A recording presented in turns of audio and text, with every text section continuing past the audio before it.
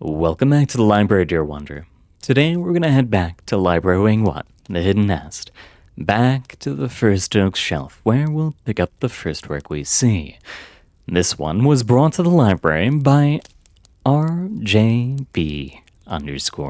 Now without further ado, Renmar.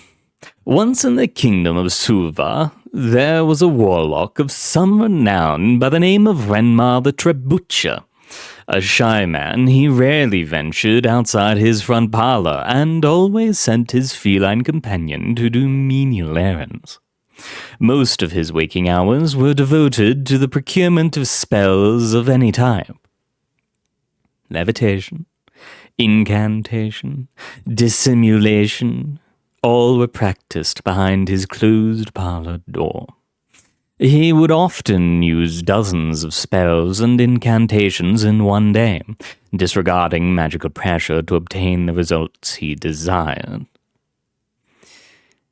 His only confidant was the previously mentioned feline, who was his constant assistant in his studies and the only contact with the outside world. The people of the market were accustomed to this once strange practice. Days used to go by where they might have refused a cat access to their stores, shooing her out as they would with common vermin. As the visits became commonplace, more and more shops opened their doors. After a few months, it became an unremarkable feature of the market. Birds flew, dogs barked, the cat retrieved its master's goods. Now Renmar was not reputed to have very concise technique. When he performed the arts, he left a hurricane of magical refuse and wreckage in his wake. He didn't always clean up either, often leaving dangerously magical objects just lying about the house. This would prove to be a poor practice, as it led to such a great deal of misfortune for this warlock of repute. Possibly the greatest misfortune in his lifetime. Now, Renmar's feline was of the curious bent, as many of that species tend to be. She would often play with the levitating portions of the incantation process, batting them with her ruby paws and leaping from object to object, using the floating islands of matter as her own personal playground. One day there was something unusual floating in her master's lab.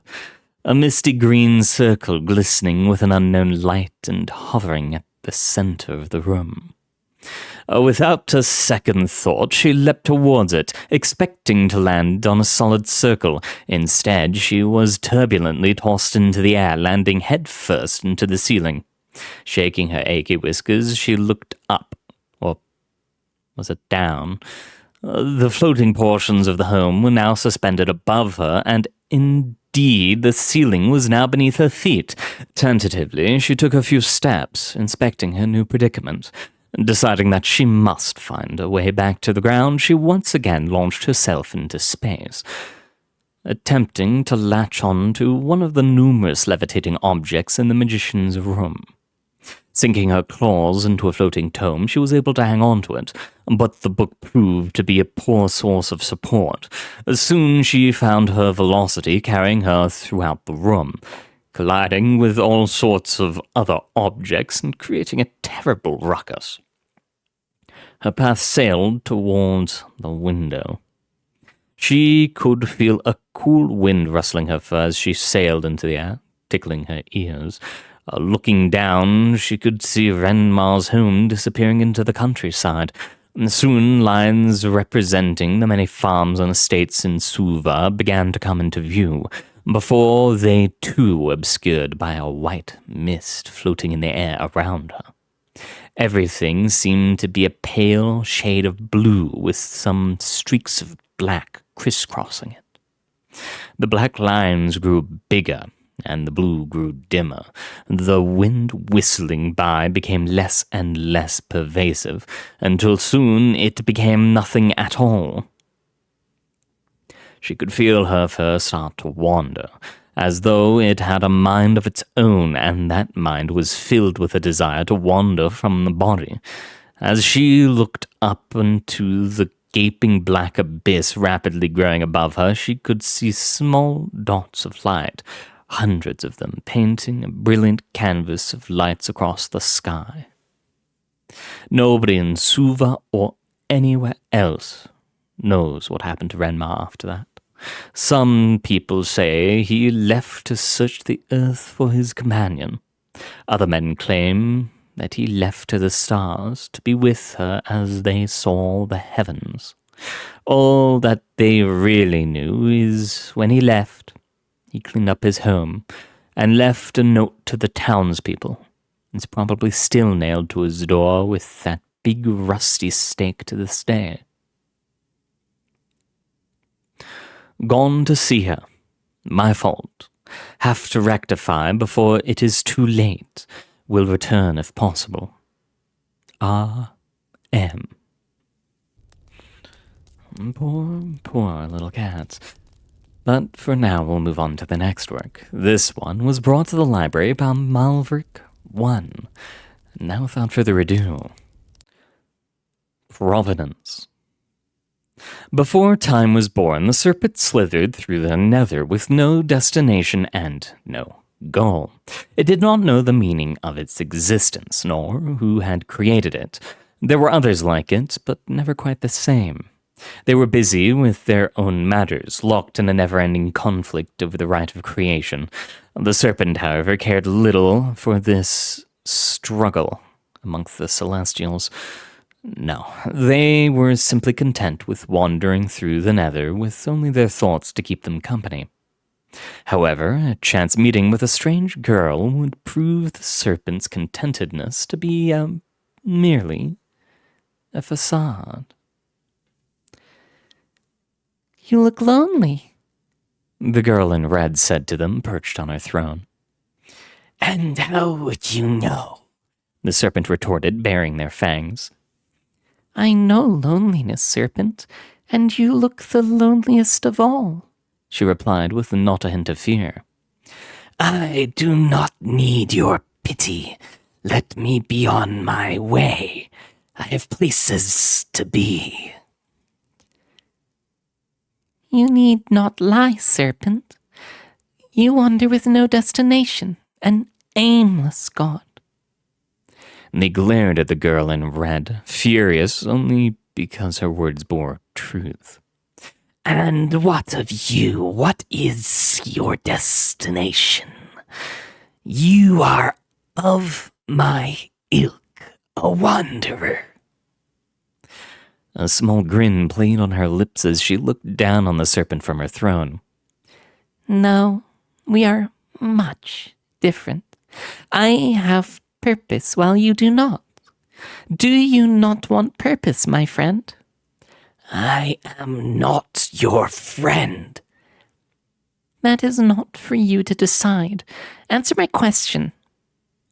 They reluctantly responded, seeing no need to lie to her.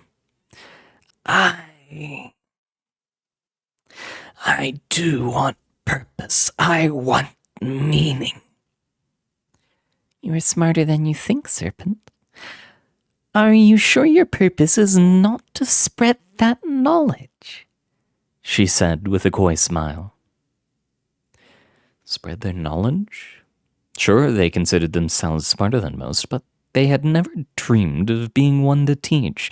They hesitated to answer for a moment, as if by reading their mind, she said, "Spreading knowledge and teaching do not need to go hand in hand.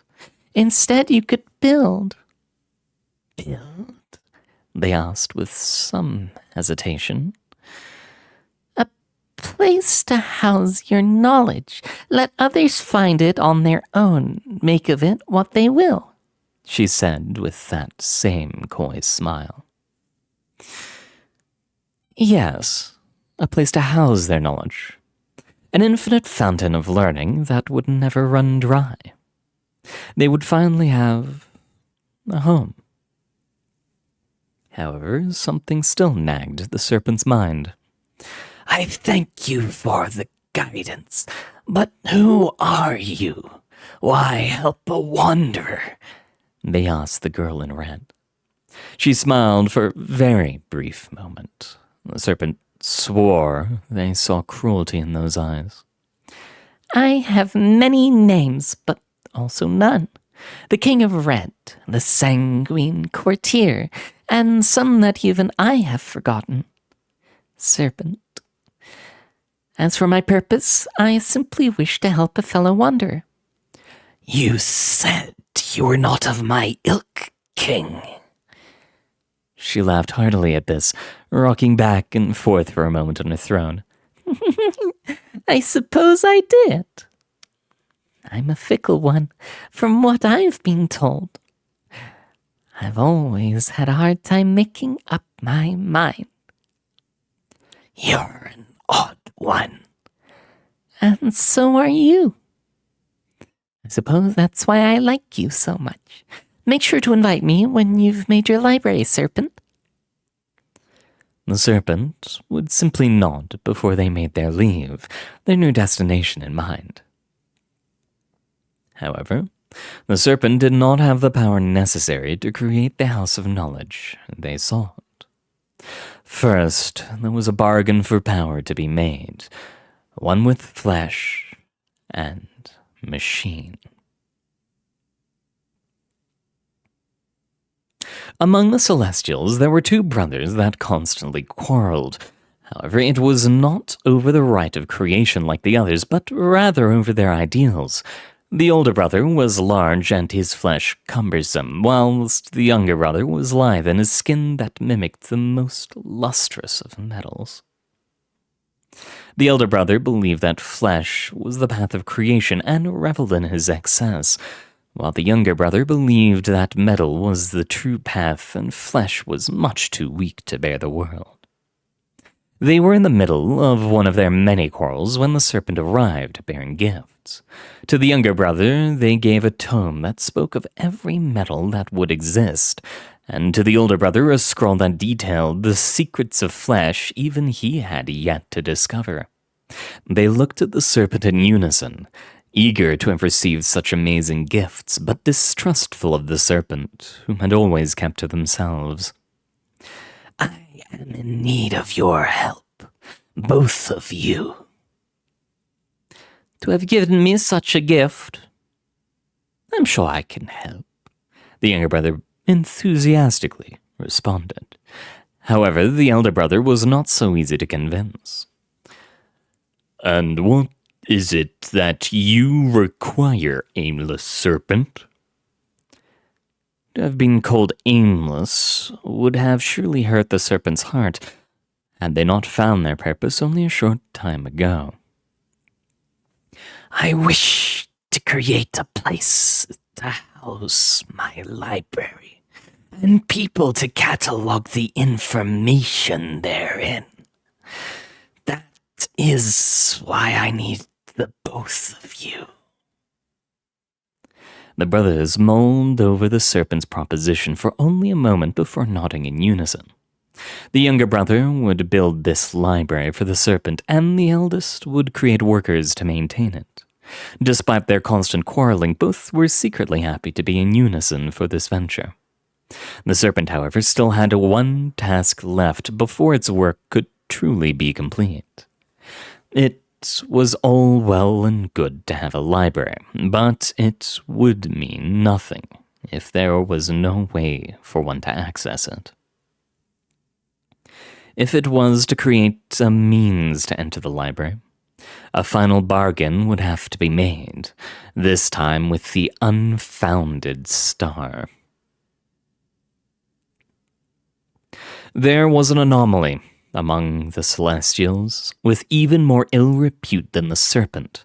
In the farthest corners of the void lurked a star that mumbled to itself incoherencies and prattled about the significance of 5 to any that strayed into its path.